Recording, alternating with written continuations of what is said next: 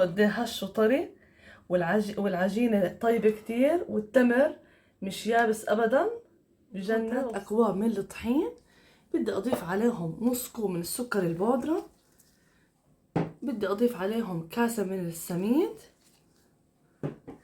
بدي اضيف عليهم نص معلقة صغيرة من بهار الكعك العيد، نص معلقة صغيرة من الشومر المطحون، نص معلقة صغيرة من المحلب، نص معلقة صغيرة من السمسم، نص معلقة صغيرة من اليانسون المطحون، معلقة صغيرة من القسحة حبة البركة، نص معلقة صغيرة من بيكنج باودر، نص معلقة صغيرة من بيكنج باودر. هلا بدي احركهم مع بعض قبل ما اضيف المكونات السائلة.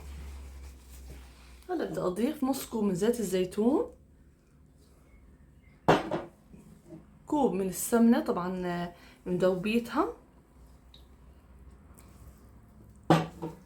وهون ربع معلقة من الزبدة، كتير بتعطيكم نكهة. هلا ببلش ادعك،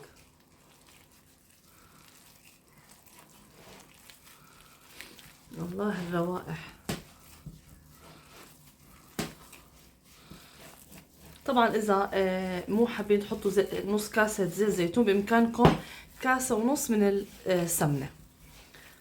في ناس ما بيحبوا طعمة زيت الزيتون، بس كتير يعني هو اصولها بزيت الزيتون، بس اللي ما بيحب بامكانه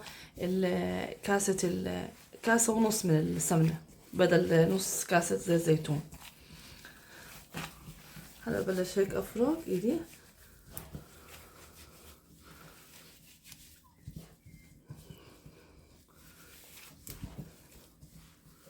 هلا عندي هون كوب من الحليب الدافئ، طبعا بضيفه تدريجي، ممكن اقل ممكن اكتر، ممكن اقل ممكن اكتر حسب نوعية الطحين والسميد، لانه بيشرب السميد.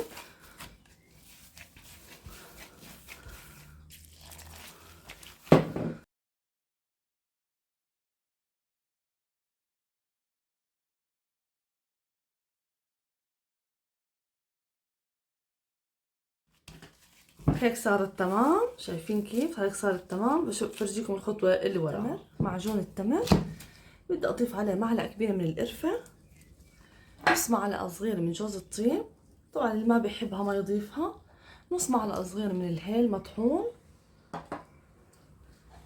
نص معلقة صغيرة من الشومر المطحون، وهون عندي معلقة كبيرة من السمنة،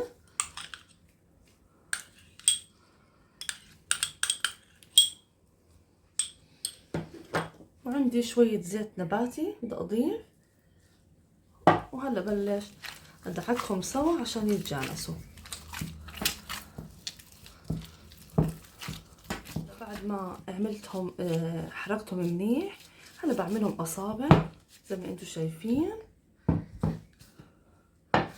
بعملهم أصابع زي هيك، طبعا بالحجم اللي انتم بدكم تعملوها، الكعكة كبيرة صغيرة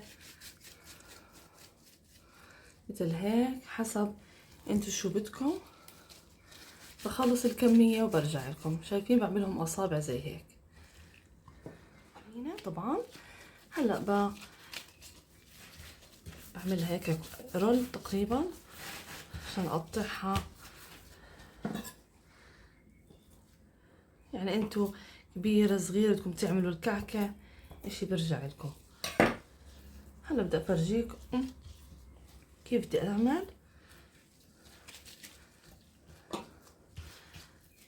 هاي الكعكة عندي، بدي احط المعجون اللي عملته. هلا بسكر، طبعا اشي برجع لكم بدكم اياها كبيرة صغيرة حسب الرغبة.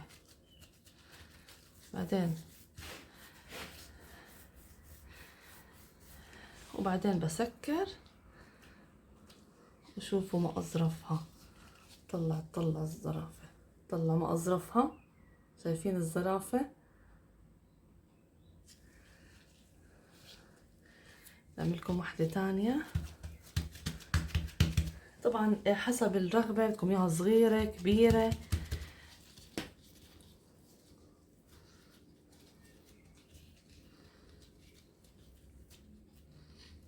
العجينة يعني بتجنن، لا عم بتشقشق ولا أي إشي، ولا بدها نخليها ليلة كاملة ولا أي إشي.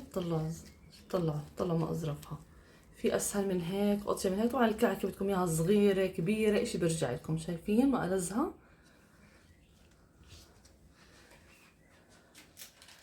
طبعا هون عندي صينية الفرن، بدي أحطهم بصينية الفرن.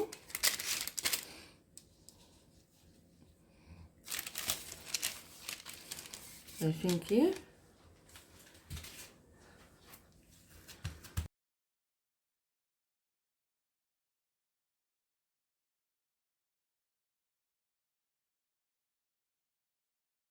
وهلا بعد ما حطيتهم بالصينية، طبعا هاي مش كل الكمية، لازم يكون الفرن محمى مسبقا على درجة حرارة 200 درجة. وأول إشي من تحت على الرف الأوسط بدهم تقريبا 10 دقايق، وفرن عن فرن بفرق، وبعدين بتشووه مشوي خفيف. بشوفكم الخطوة اللي وراها. طلعوا من الفرن مش قادرة أوصف لكم ريحتهم قد إيه طيبين. يا سلام اللذاذة، شوفوا قد إيه طيبين ولذيذين. طلع اللذاذة، شوفوا قد إيه هش وطري، والعجينة طيبة كتير، والتمر مش يابس أبدا، بجنن. الله شو طيب، طعمة التمر اللي حطت عليه قرفة وجوز الطيب أعطيه نكهة كتير طيبة، والعجينة هشة كتير. بنصحكم تجربوها قد ما هي طيبة.